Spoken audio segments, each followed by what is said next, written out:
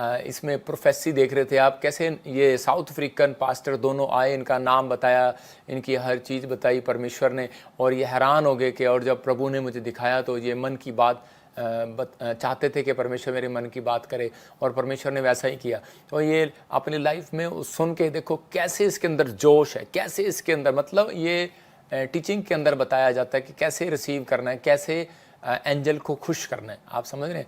तो आज वचन से मैं आपको बताऊंगा, परमेश्वर का आत्मा आज आपकी ज़िंदगियों में काम करेगा। हो सकता है आज किसी भी प्रकार का बंधन हो, आज का टॉपिक है कि बंधन को कैसे तोड़ें। मतलब आज किसी भी प्रकार का बंधन हो सकता है आज कि गरीबी का, कर्जे का, समस्या का, बीमारी का, नशे का, व्यभिचार का, कोर्ट केस का, क्रोध का, किसी भी पाप का कोई भी बंधन आपके ऊपर पड़ा हो, लेकिन आपको पता कैसे लगता है कि बंधन मेरे ऊपर है? जब आप डिले हो जाते हैं काम, मतलब कि आपने बैंक का लोन लेना है लेकिन बार बार देरी हो रही है उसके अंदर, आपने गाड़ी लेनी है लेकिन काम ही नहीं बन रहा, आप घर लेना चाहते हैं काम ही नहीं बन रहा, अगर आप जॉब चाहते हैं काम ही नहीं बन रहा, लेकिन शैतान उसमें जानबूझकर अड़चन डालता है कि ताकि आप लोग निराश हों और उस लाइन को छोड़ दें।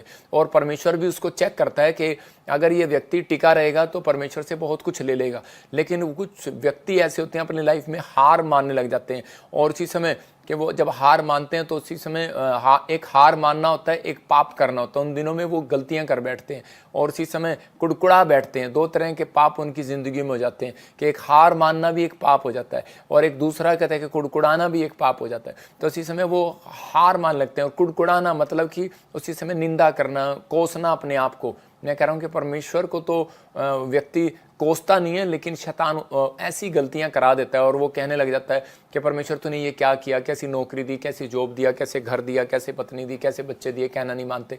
तो आज बहुत सारे पाप जो हैं वो लोगों की ज़िंदगियों में बंधन को लेकर आते हैं। लेकिन अगर आप चाहते हैं कि आज परमेश्वर आपकी ज़िंदगी में काम करे तो उन बंधनों को तोड़वाना है। बंधन तोड़ने के लिए परमेश्वर तैयार है। लोग बंधन में पड़े हुए हैं सालों साल से। हो सकता है कि आप कहीं ना जा पा रहे हो, कोई बंधन आज भी आपकी ज़िंदगी में पड़ा हो, लेकिन मैं आज आपको गुड न्यूज़ देने के लिए आया हूँ कि आज आपके ऊपर कैसा भी बंधन हो, कैसा भी आपकी फैमिली में, बिजनेस में, लाइफ में बंधन हो, तो वो टूट चुका है यीशु मसीह के नाम में। याद रखना कि पहला बंधन कहता है कि वो उपवास रखते ही टूट गया। कह रहा है कि जब आपने उपवास किया, इन दिनों में फास्टिंग प्रेयर किया, तो वो बंधन टूट गया। परमेश्वर उन बंधनों को तोड़ने के लिए आया। लेकिन आज हम सीखेंगे, परमेश्वर का आत्मा कहता है कि बंधन का कारण क्या है। कह रहा है बंधन आया पाप के कारण। व्यवस्था विवरण जब हम पढ़ते हैं तो वहाँ पर लिखा दाद, खाज, खुजली, बवासीर। कहता है ऐसे ऐसे काम, ऐसी ऐसी बीमारियाँ तुम्हें घेर लेंगी।